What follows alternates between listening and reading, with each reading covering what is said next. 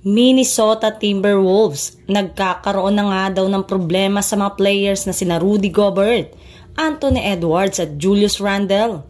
At Los Angeles Lakers, posible na nga daw pong gamitin si Quincy Olivari bilang pamalit kay Gabe Vincent.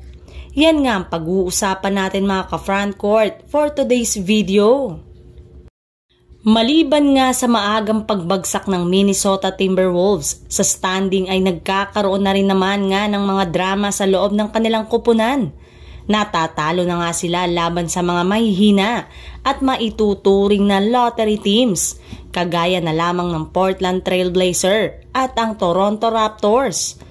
At ang mismong dahilan nga nito ay ang pagkawala ni Karl Anthony Towns sa Minnesota Timberwolves.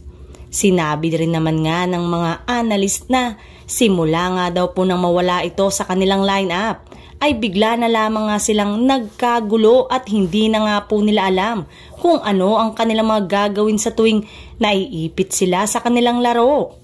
Sa madaling salita, bumagsak na nga ng gusto ang chemistry ng kanilang buong kupunan. Hindi na rin naman nga nagkasundo at nagkakainitan na rin naman nga ang kanilang mga players, gaya na lamang na nangyari sa kanilang last game laban sa Raptors, kung saan naggalit nga si Rudy Gobert nang hindi siya pasahan ni Julius Randle ng bola, kahit man napakaliit ng kanyang bantay.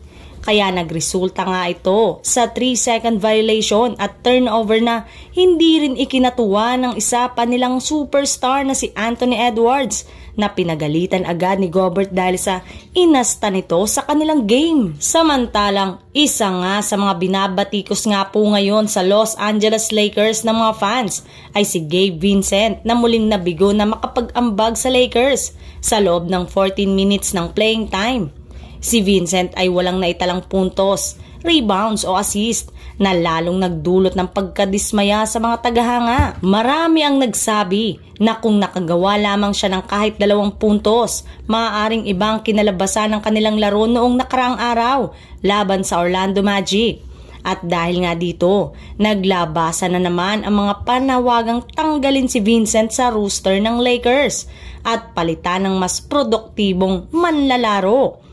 Isa sa mga posibleng palit ay pinag-uusapan ng fans ay si Quincy Olivari, na kasalukuyang nagpapakita ng magandang laro sa G League. Si Olivari nga ay nag-average ng 23 points, 5.3 rebounds at 5.5 assists bawat laro, at kilala rin siya sa kanyang kakayanang magbigay ng solidong depensa.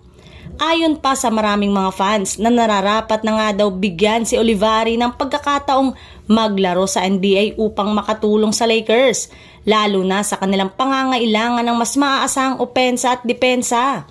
Habang mainit ang usaping tungkol sa roster ng Lakers, ang Lakers front office ay naghahanap pa rin ng mas mabisang solusyon upang matulungan ng Lakers sa kanilang laban para sa playoffs.